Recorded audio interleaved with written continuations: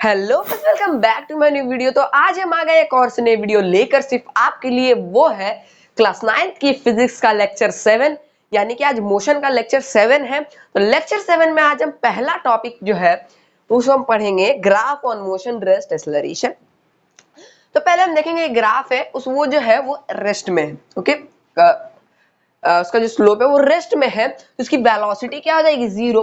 क्या हो जाएगी? जीरो। तो अगर हम डिस्टेंस टाइम ग्राफ से अगर हम देखेंगे, यानी कि एसटी ग्राफ, ओके, तो एसटी से देखेंगे तो ये जीरो है, तो ये 1 से स्टार्ट होगा। मान लो 1 से स्टार्ट होगा, तो यहां से इसके पैरेलल में वो रहेगा, तो इसे हम क्या कहेंगे? Parallel to the axis, parallel to time axis, time axis.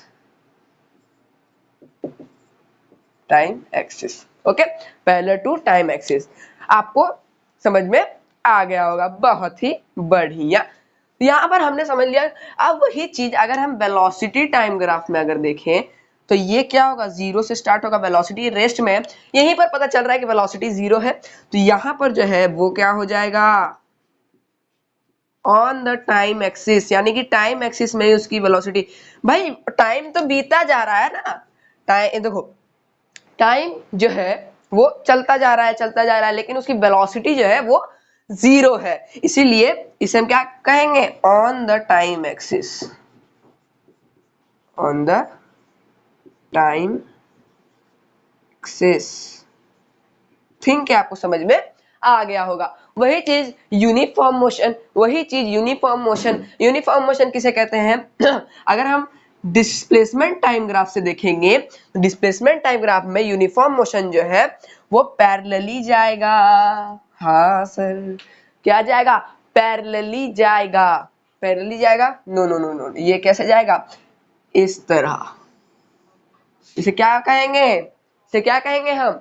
inclined to time axis,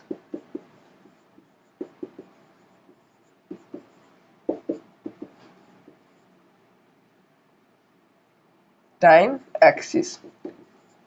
inclined मतलब कि जो टाइम का जो एक्सिस है उससे तिरछा जा रहा है, लेकिन वो यूनिफॉर्मली जा रहा है अपना स्लोप। अगर वही चीज अगर हम वेलोसिटी टाइम ग्राफ से देखेंगे तो वो पैरेलली जाएगा, तो वही चीज हम यहाँ भी लिख देंगे, पैरेलल टू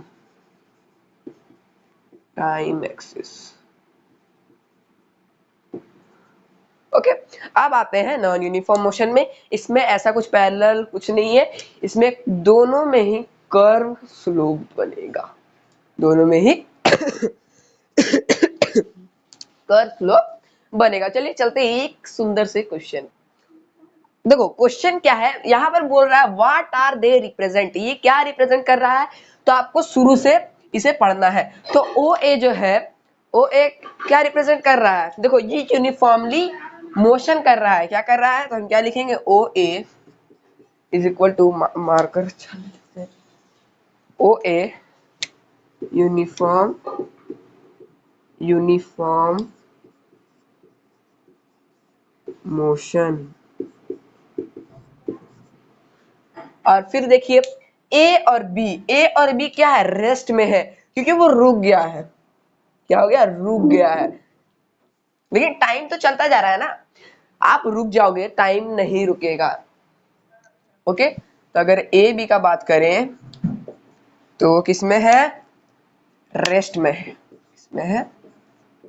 रेस्ट में। बहुत ही बढ़िया, समझ में आ गया, बहुत ही बढ़िया, बहुत ही बढ़िया। तो यहाँ पर बात करते हैं फिर BC का।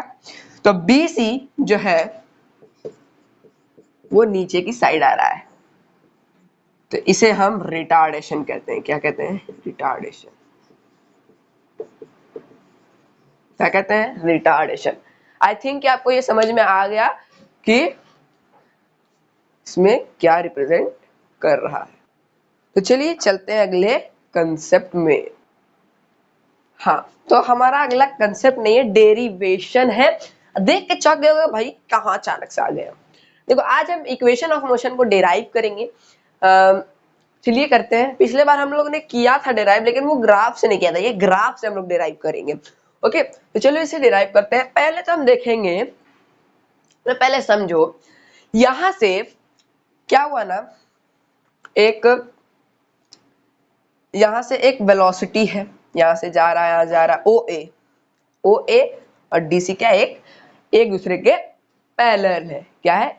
एक दूसरे के पैरेलल है। तो यहाँ पर जो ओ ए है, ओ ए इज इक्वल टू क्या होगा?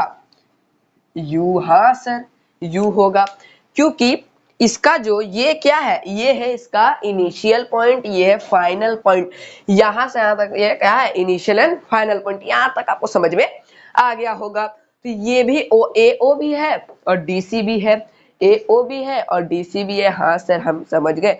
ओ ए या ए ओ बोलो तो हम ये बोल सकते हैं O A is equal to D C is equal to velocity. अब टाइम देखो, टाइम क्या है हमारा?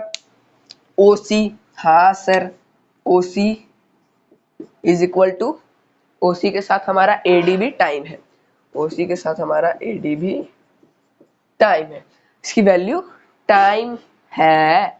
समझ में आ गया? तो ये हमारा क्या बन गया? एक पहला बन गया। अब हम ये बोलेंगे यहाँ में जो हमारा BC है वो क्या है?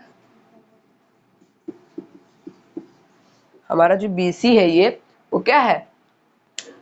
फाइनल वेलोसिटी है। हम ये BC को ये भी लिख सकते हैं BD plus DC is equal to velocity. ये हमारा तीसरा बन गया। हाँ सर, ये तो हमें समझ में आ गया। अब इसका स्लोप कैसे लिखा ले?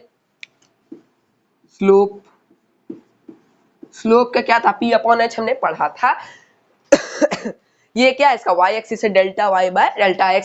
इसका क्या चेंज हो रहा है? y axis. तो y एक्सिस में क्या है हमारा?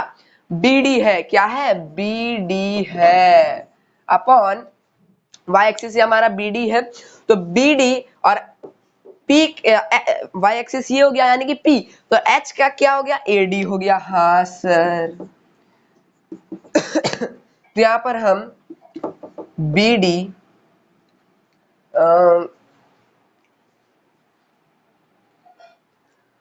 तो यहां पर हम इसे BC माइनस DC भी कह सकते हैं, BC माइनस DC भी कह सकते हैं अपॉन AD। एकदम कह सकते हैं। हाँ, यहां तक तो आपको समझ में आ गया होगा डेरिवेशन में हमने क्या किया। पहले तो हम देखें कि टाइम क्या है, इसका टाइम का वैल्यू क्या होगा। मतलब OC जो है यहाँ जो दिखा रहा है, OC क्या है? एक AD के पैरेलल है, तो ये जो टाइम है ये भी टाइम होगा। हाँ सर। फिर OA जो है उसके पैरेलल में CD है, तो OA और DC या CD कुछ भी बोलो, वो क्या है? इनिशियल वेलोसिटी है। और जो फाइनल वेलोसिटी वो BC है। लेकिन अगर ये दोनों को प्लस करेंगे तो भी हम वेलोसिटी, फाइनल वेलोसिटी बोल सकते हैं। अब इसका स्लोप निकालेंगे वेलोसिटी टाइम ग्राफ का, तो यहाँ पर BD को हम BC माइनस DC कह सकते हैं, तब हमारा BD निकल जाएगा। एकदम बिल्कुल सही, बिल्कुल सही। हाँ, तो यहाँ पर BC हमारा, BC का वैल्यू क्या था? यहाँ पर BC का वैल्यू V था, तो हम यहाँ पर V माइनस DC क्या था हमारा? DC था हमारा U। हाँ सर। और AD क्या था? AD हमारा T भी निकला था, तो यहाँ पर हम T लिख देंगे, यहाँ पर हम T लिख देंगे। और यहाँ पर जो है हम इससे क्या निकाल रहे हैं? एक्सेलरेशन निकाल रहे हैं। क्या निकाल रहे हैं? एक्सेलरेशन। देखो, एक्सेलरेशन निकाल रहे हैं हम, इससे डिस्प्लेसमेंट भी निकाल सकते हैं। अगर डिस्प्लेसमेंट निकालेंगे तो हमारा सेकंड इक्वेशन निकलेगा एकदम से। तो इसे हम यहाँ पर मारपीट करवाते हैं ये सबको। तो यहाँ पर T इधर चल जाएगा, तो AT is equal to V minus U हो जाएगा, और V इधर आएगा। तो अगर हम इसको इधर अच्छे से करके लिखेंगे तो V is equal to U plus AT हो जाएगा। ये क्या निकला हमें बताओ? ये हमारा निकल गया first equation of motion. First equation of motion. ये डेरिवेशन आप राइट यानी कि लिख लो, अच्छा रहेगा। बहुत ही बढ़िया। चलिए चलते हैं अगले डेरिवेशन पे। तो अब हम एक्सेलरेशन तो हमने निकाल लिया, अब हम क्या निकालेंगे, अब हम निकालेंगे डिस्प्लेसमेंट। हाँ सर, क्या निकालेंगे, डिस्प्लेसमेंट। डिस्प्लेसमेंट के लिए आप यहाँ देख रहे हो कि यहाँ पर एक ट्रायंगल बन रहा है, यहाँ पर एक रेक्टेंगल बन रहा है। तो रेक्टेंगल का फॉर्मूला होता है, डिस्प्लेसमेंट निकालने के लिए क्या करना पड़ेगा, हमें area of triangle ABD plus area of rectangle का क्या निकालना होगा, क्या निकालना होगा, ADCO। क्या निकालना होगा, ADCO। हाँ सर, तो अब रेक्टेंगल का हमें एरिया निकालना होगा, तो इसका एरिया हमारा क्या हो जाएगा, L इंटू बी हो जाएगा, AD और DC। L इंटू बी यानी कि AD और DC, AD और DC यानी कि L इंटू बी, समझ रहे हो, AD और DC यानी कि L इंटू बी। यहाँ पर half into B into H, यानी कि half into B into H में कैसे होगा, H हमारा क्या है, परपेंडिकुलर है, H हमारा क्या है, परपेंडिकुलर है, AD एंड BD परपेंडिकुलर। यहाँ पर हम लिख देंगे BD इंटू AD प्लस देखो प्लस इसलिए कर रहे हैं हम लोग क्योंकि इसका एरिया और इसका एरिया एक ही जगह है, प्लस ही ना करना होगा, लेकिन यहाँ पर एक काट दिया गया है इसे, ओके। तो यहाँ पर एरिया ऑफ ADCO क्या होगा हमारा, AD और DC, AD इंटू DC। अरे बिल्कुल सर, बिल्कुल बिल्कुल बिल्कुल बिल्कुल बिल्कुल सर। हाँ, यहाँ पर हमने क्या निकाल रहे हैं, हम S निकाल रहे हैं। हाँ सर, हम यहाँ पर S निकाल रहे हैं, बहुत ही बढ़िया। तो यहाँ पर T हमारा निकल जाएगा, BD क्या है, ये है, हाँ सर ये है BD हमारा क्या निकल जाएगा, BD हमारा ये है, तो ये क्या निकल जाएगा, BD हमने क्या निकाला था, पिछले इक्वेशन अगर हमने निकाला था V माइनस यू निकाला था, क्या निकाला था, V माइनस यू निकाला था, तो BD हमारा हो जाएगा 2 into V minus you into AD क्या है हमारा, T है यहाँ पर भी T होगा इंटू DC हमारा क्या था, DC हमारा था U, याद करो पीछे नोट जहां लिखा है वहां पर देखो जाके। फिर S इज इक्वल टू, अगर हम इसे काट पीट करेंगे, मार पीट करवाएंगे दोनों को, तो यहाँ पर जो हमारा है T से इंटू हो जाएगा, हाँ सर T से इंटू हो जाएगा, और फिर हम यहाँ पर क्या लिख सकते हैं, V माइनस यू की जगह AT लिख सकते हैं हमने पिछले क्वेश्चन में निकाला था V minus u is equal to AT, 1/2 is equal to AT into T plus U। हाँ सर एकदम। तो यहाँ पर अगर हम इसे इंटू करते हैं तो हमारा कुछ इस तरह से इक्वेशन बनेगा, S is equal to UT हमारा जो है वो आगे आ जाएगा, UT plus half AT square, ये हमारा निकल जाएगा second equation of motion. Think कि आपको समझ में आ गया होगा। चलिए चलते हैं अगले डेरिवेशन की तरफ। यहाँ पर हम आ गए हैं थर्ड इक्वेशन ऑफ मोशन में। तो थर्ड इक्वेशन ऑफ मोशन में हम देख सकते हैं कि यहाँ पर जो एक ट्रेपीजियम बन रहा है, यहाँ पर ट्रेपीजियम बन रहा है, तो स्लोप निकालने के लिए हमें इसका स्लोप अंडर एरिया निकालना होगा।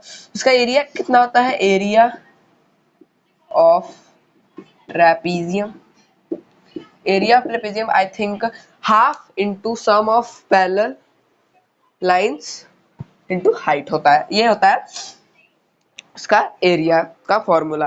तो हम लिख सकते हैं कि S is equal to OA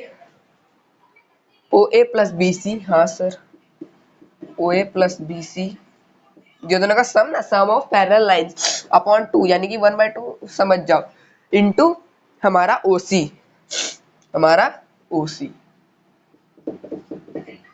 बहुत ही बढ़िया, यहां तक तो आप लोग समझ में आ गया होगा। तो अब यहां से देखो OA जो है हमारा वो क्या है, u प्लस वी है, क्या है u प्लस वी है, ओ ए जो है हमारा वो u प्लस वी है, क्या है ओ ए जो है वो v u प्लस वी है इंटू टी अपॉन टू। इतना तक तो आपको समझ में आ गया होगा। ओके ओके, तो ये तो आपको समझ में आ गया होगा कि इसमें जो हमने पुट किया है वो आपको एकदम अच्छे से समझ में आ गया होगा। अब t का वैल्यू यहाँ पर रखना होगा, तो u is equal to v is equal to u plus AT, u plus AT, ये था हमारा फर्स्ट इक्वेशन। तो अगर हम यहाँ पर माइनस करेंगे तो v माइनस u हो जाएगा और 80 और a नीचे आ जाएगा, तो हम ऐसे लिख सकते हैं v minus u upon a is equal to t. हाँ सर ऐसे हो जाएगा। यहाँ पर t की जगह हम क्या लिखेंगे, t की जगह हम क्या उतार देंगे, फिर यही वाला उतार देंगे v माइनस यू अपॉन ए। तो अगर हम v से v को इंटू करते हैं, यानी कि पहले u से u को इंटू करते हैं, तो हमारा क्या आ जाएगा हमारा आ जाएगा यहाँ पर v square minus u square, v square minus u square, क्या आ जाएगा s is equal to v square minus u square upon 2a इधर चल जाएगा, तो यहाँ पर करते हैं तो आ जाएगा 2as is equal to v square minus u square. Okay, तो ये हमारा डेरिवेशन कंप्लीट हुआ। वीडियो पसंद आई तो लाइक कर देना, सब्सक्राइब कर देना। आज के लिए इतना, तब तक के लिए बाय बाय।